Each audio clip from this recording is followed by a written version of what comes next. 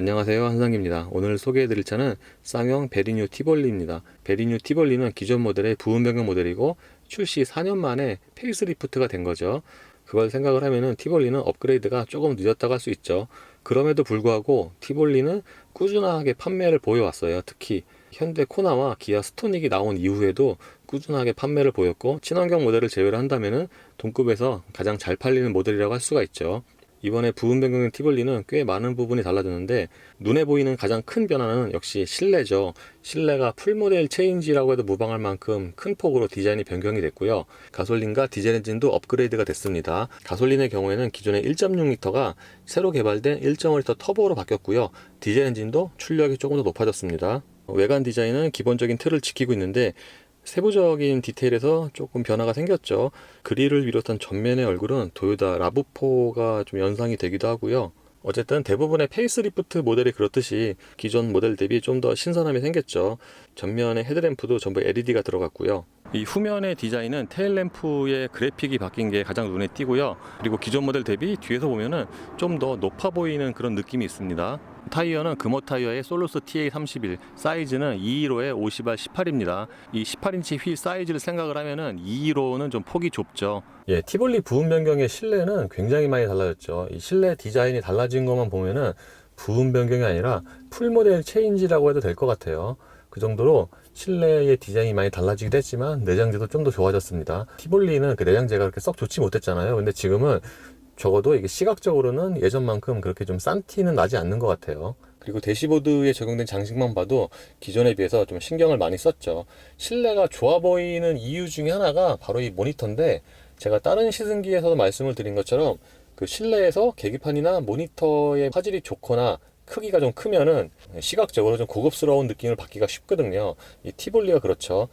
지금은 이 차가 풀옵션 모델에서 가장 큰 모니터가 들어갔는데 9인치면은 쌍용의 기아민 G4 엑스턴과 거의 같죠. G4 엑스턴이 9.2인치니까.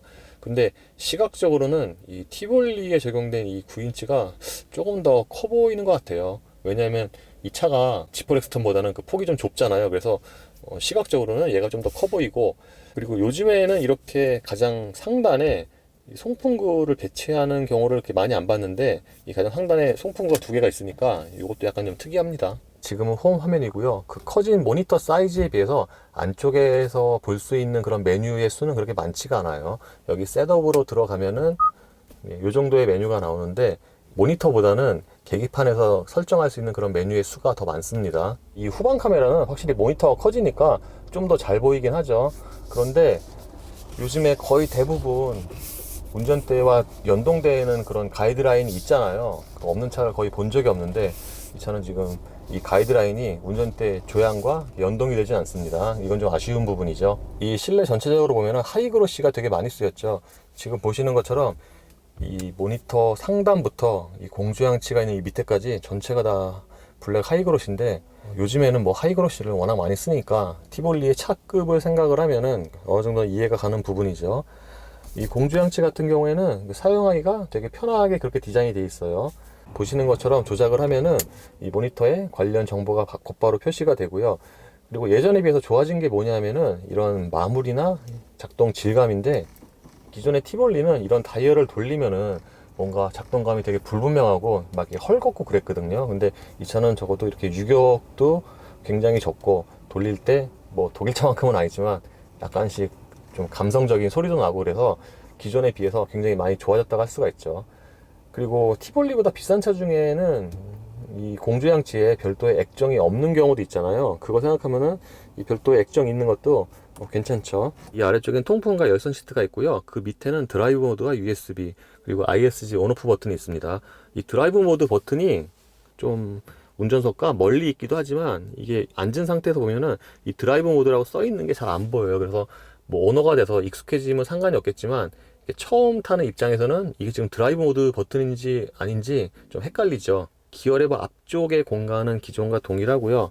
요 수납 공간이 조금만 더 컸으면 더 좋을 뻔했죠. 그리고 기어 레버 같은 경우에는 다른 쌍용차에서도 같이 돌려 쓰는 디자인인데, 티볼리가 좀 젊은 감각이고 실제로 고객층도 좀 젊잖아요.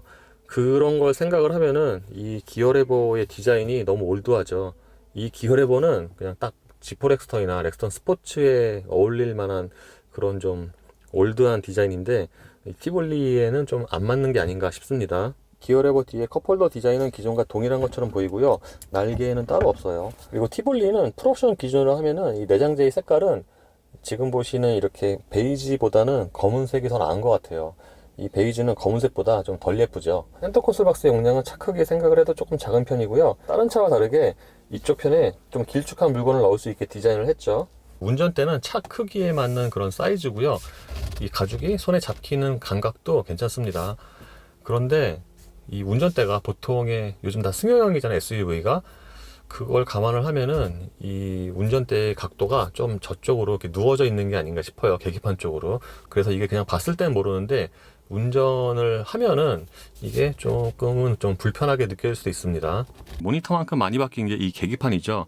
계기판은 모니터보다 더 좋아지지 않았나 싶어요. 기존의 티볼리는 실내 디자인이 좀 대체로 좀 구식이었잖아요. 특히 그 중에서도 계기판이 가장 좀 그랬는데 그 계기판이 좋아지다 보니까 이 전체 실내가 좋아 보이게 하는 그런 효과가 더 있는 것 같아요. 지금 보시는 것처럼 풀 디지털이고요. 가운데에는 이렇게 주요 메뉴가 표시가 됩니다. 지금 보시는 것처럼 이 계기판의 디자인이 이 전환되는 것도 꽤 자연스럽죠. 그런데 전에 말씀드린 것처럼 이 계기판 디자인은 좀 현대 좀 닮았죠. 예를 들어서 지금 이 디자인 같은 경우에는 K9과 비슷하고요. 이거는 2019 제네시스 G70과 비슷하죠. 그리고 설정에 들어가면은 꽤 많은 메뉴가 나오는데 이 주행 보조에도 꽤 많은 기능들이 추가가 되어 있습니다. 근데 이게 사용하기 약간 불편한 게 그 현대처럼 그 조그 다이얼로 이렇게 위아래로 움직일 수 있으면 좋은데 지금 이 차는 한쪽 방향으로만 계속 움직여요. 그래서 이렇게 지나오면은 다시 한참 돌아서 이렇게 이전으로 가서 OK를 눌러야 되죠. 사운드도 메뉴가 되게 많죠. 경고음 타입은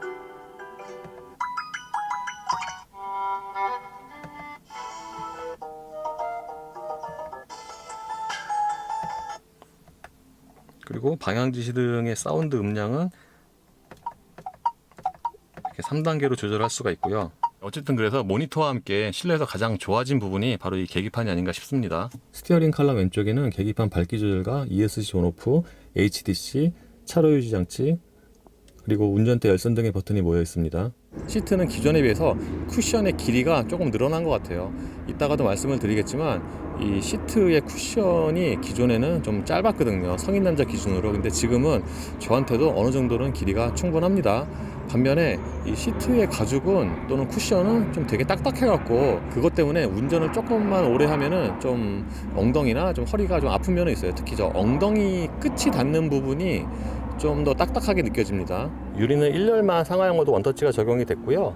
저 도어 포켓에는 딱 컵 2개를 꽂을 수 있는 구획을 마련해 놨죠. 지금 보시는 것처럼 가속 페달은 오르간 타입이 적용이 됐고요.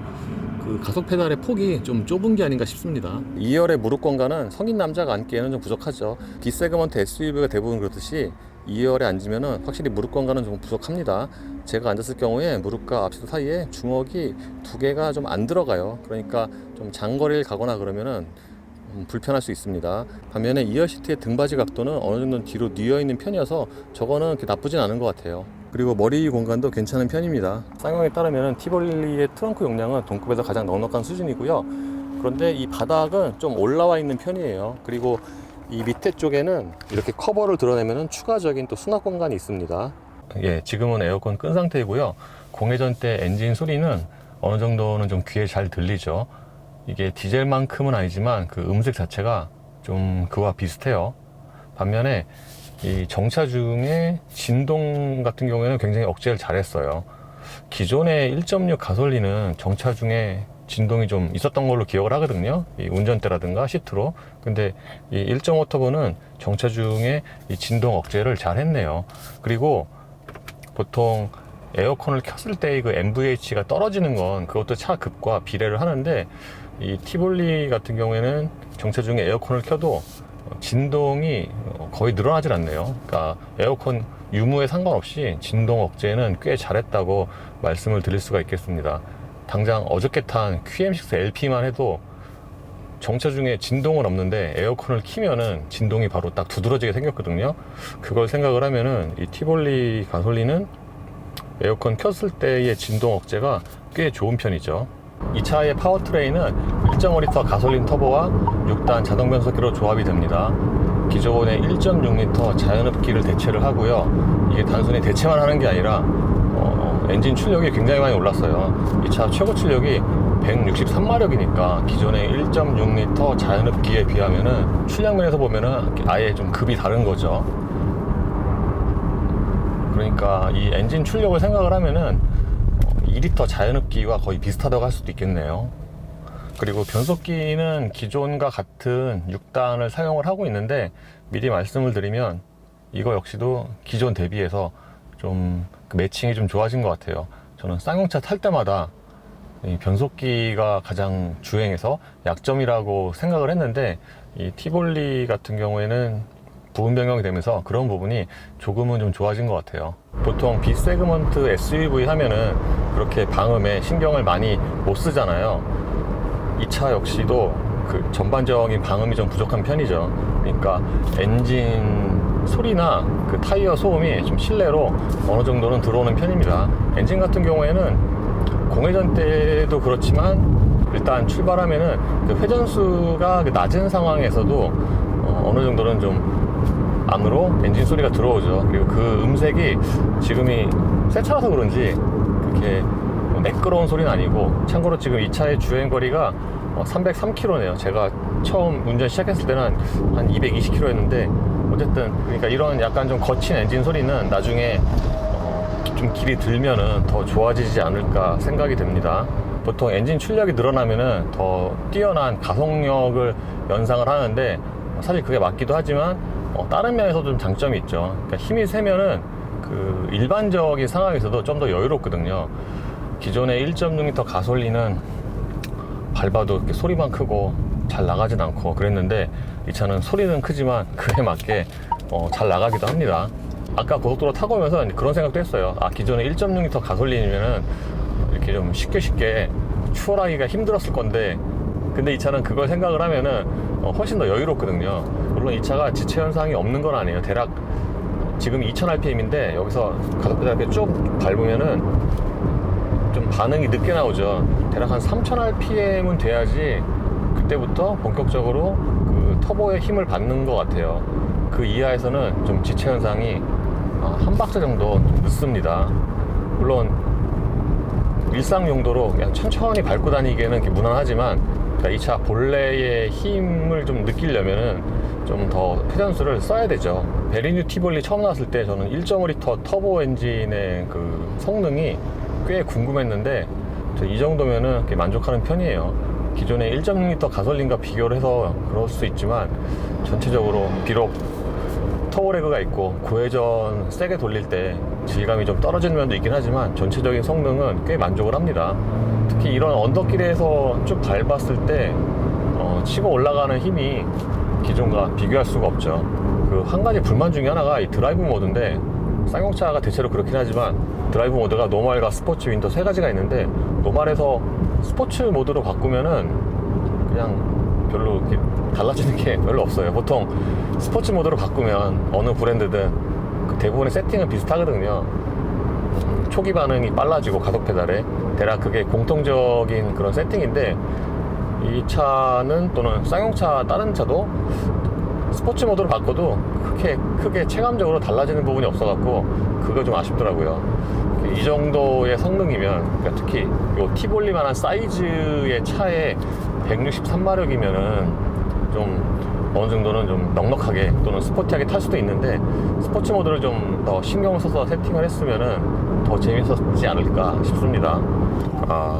이게 지금 타이어 공기압 확인하라고 지금 경고가, 안내 음성이 지금 한 4번 나왔거든요. 올 때도 저기서 여기 중간 기착지에서 공기압 좀 봐달라고 했더니 정상이에요. 그러니까 타이어 공기압이 정상인데 이게 좀 센서가 오류가 나는 것 같아요. 그 ISG에서 그 발 뗐을 때 시동이 다시 켜지잖아요. 그때도 이렇게 반응이 그렇게 빠른 건 아닌데 그 움직임은 거의 없네요. 그러니까 되게 깔끔하게 엔진이 꺼지고, 지금 이 요철 구간에서 이게 되게 많이 흔들리네요. 그리고 이게 좀 두꺼워요. 좀 다른 차들에 비해서. 예, 어쨌든 ISG 켜지고 꺼질 때 그 엔진 신호음이 있잖아요. 그게 움직임이 그렇게 크진 않아요. 반응은 그냥 평균적입니다. 변속기 세팅이 기존에 비해서 좋아졌다고 했는데 그게 가장 큰 차이가 저거 같아요. 기존에는 엔진 동력이 막 이렇게 새는 느낌 또는 좀 헐겁다 그런 느낌이 되게 강했는데 지금 이 차 베리뉴 티볼리는 그거에 비해서는 좀 더 직결감이 좋아졌다고 해야 되나요? 물론 급가속하면은 그 변속 충격은 약간씩 있긴 한데 그거는 어느 정도는 이제 수긍할 만한 그런 수준이고요. 전체적으로 변속기의 그런 성능은 소폭이지만 조금 더 좋아졌다고 생각이 됩니다. 그리고 수동 모드로 바꿔서 변속을 해보면은 이때는 생각보다 또 변속이 좀 빨라요. 이 하체의 느낌은 좀 통통 튀는 감각이죠. 좋게 말하면 통통 튀는 거고 나쁘게 말하면은 이 충격을 한 번에 좀 세련되게 다스리지 못하는 또는 처리하지 못하는 그렇게 표현할 수 있을 것 같아요. 좋은 노면에서는 그렇게 티가 안 나지만 좀 요철 구간이나 그 노면이 고르지 않은 곳을 지나갈 때는 그 자잘한 충격들이 좀 직접적으로 전해지는 편이고요. 그래서 보편적인 기준으로 보면은 승차감이 아주 썩 좋다고 말씀을 드리기는 어렵죠. 그런데 티볼리 고객층이 대체로 좀 젊은 편이잖아요. 그런 고객층의 나이를 생각을 하면은 또 어느 정도는 수긍을 할 만한 그런 세팅이고, 그리고 대략 100km 이상의 속도로 달릴 때 이 풍절음은 요 앞유리 창에 부딪히는 그 소리가 좀 자잘하게 있는 편인데 특히 이런 노면에서는 타이어 소리가 이렇게 워낙 부각이 되다 보니까 바람 소리도 이렇게 아주 잘 들리고 그러진 않죠. 확실히 이런 콘크리트 노면에서는 이 타이어 소리가 좀 가장 많이 부각이 됩니다. 티볼리에도 차로 유지 기능이 있죠. 이미 여러 번 소개가 된 것처럼 이 티볼리의 차로 유지 기능은 예상보다 그 가운데를 좀 잘 지키는 편이에요. 지금도 살짝 왼쪽으로 쏠리긴 하지만 그 완전히 붙기가 전에 차로 가운데를 이렇게 잘 유지를 하죠. 유지 시간은 뭐 대략 15초가 안 되는 것 같은데 다른 브랜드보다 조금 짧은 것 같기도 하고요. 어쨌든 차로 가운데는 좀 잘 지키는 성능이고요. 이 차가 ACC가 없잖아요. 그래서 그냥 일반 크루즈 컨트롤과 같이 연동해서 쓰는데 요즘에는 차로 유지하면은 뭐 거의 다 ACC가 있어서 가끔 좀 착각을 하기가 쉽죠. 이 차는 자동으로 차간 거리 유지는 안 되고요. 그냥 고정된 속도로 계속 가는 일반 크루즈 컨트롤 타입입니다. 이 순간 연비는 동일한 노면에서 해야지 상대적으로 좀 비교도 되고 그러는데 요거는 그냥 참고만 하세요. 여기가 대략 약간 좀 내리막인 것 같은데 100km로 정속 주행을 하면은 순간 연비가 지금 이걸로 한 리터당 15km 정도 되네요. 아까는 그 100km로 정속 주행하면은 한 17, 18도 나왔어요. 그리고 속 100km로 6단으로 달리면은 회전수는 2000rpm이 조금 안 되네요. 그리고 약간 의외의 얘기지만 주행에서의 가장 큰 단점은 저는 시트 같아요. 그러니까 시트가 승차감에도 또 포함이 되잖아요. 근데 이 티볼리의 시트는 쿠션이 되게 딱딱하기도 하지만 가죽 자체가 너무 뻣뻣하지 않나 싶어요. 그래서 운전 한 3, 40분 하면은 그러니까 어저께 탄 QM6 LP랑 거의 좀 비슷한 수준이에요. 그 정도로 좀 딱딱해요. 시트가 그 충격을 또 흡수해주는 효과도 있잖아요. 근데 그거보다는 그냥 좀 탄탄하게 그런 세팅으로 한 것 같은데, 근데 그걸 감안을 해도 이게 너무 좀 딱딱해서 충격 흡수 효과가 거의 없지 않나 싶기도 하고요. 제가 그래서 아까 쉬는 시간에 다른 기자한테도 물어보니까 자기도 약간 좀 엉덩이나 허벅지 쪽이 좀 뻐근하다고 하더라고요. 그래도 이 시트가 기존에 비하면은 저는 이 쿠션의 길이가 좀 늘어나서 좋은 것 같아요. 기존의 티볼리, 예를 들어서 바로 작년에 탔던 2019 티볼리는 이 쿠션이 되게 짧아갖고 뭔가 딱 차에 타면은, 그러니까 저한테는 시트가 되게 작았거든요. 근데 지금은 그 정도는 아니에요. 예, 이번에 부분 변경된 티볼리 가솔린을 타봤는데요. 기존의 1.6L 가솔린과 비교를 하면은 그 상품성이 굉장히 많이 좋아졌네요. 특히 엔진에서는 좀 비교가 안 될 정도이고, 그 정도로 기존의 1.6L 가솔린이 성능이 좀 떨어졌죠. 회전 질감도 그렇고. 그래서 기존의 1.6L 가솔린을 이제 선호를 많이 했잖아요. 티볼리는 디젤보다 가솔린이 더 많이 팔렸으니까. 근데 그 엔진 출력에 좀 갈증이 있었던 분이라면은 이 1.5 터보가 꽤 마음에 드실 것 같아요. 심지어 엔진 출력도 좋아졌지만 진동도 더 적고요. 그러니까 여러 가지 면에서 개선이 좀 많이 됐죠. 이 실내 같은 경우만 해도 거의 풀모델 체인지급이잖아요. 그래서 티볼리는 기존에 그 모델 체인지가 좀 늦어도 꾸준하게 팔렸잖아요. 그리고 약점으로 지적받던 부분이 몇 개가 있었는데 그거를 이번에 부품 변경을 하면서 꽤 많이 보완을 했다고 표현을 할 수 있을 것 같습니다. 그래서 기존에는 여러 가지 이유로 인해서 티볼리 중에서 가솔린보다는 저는 디젤을 더 선호를 했는데 이 정도로 이제 업그레이드가 되니까 가솔린이 더 낫지 않을까. 물론 아직 디젤은 안 타봤어요. 디젤도 출력이 좀 높아졌잖아요. 어쨌든 지금으로서는 가솔린이 좀 더 낫지 않을까라고 또 생각이 됩니다. 예, 이로써 쌍용 베리뉴 티볼리의 시승을 마치겠습니다. 감사합니다.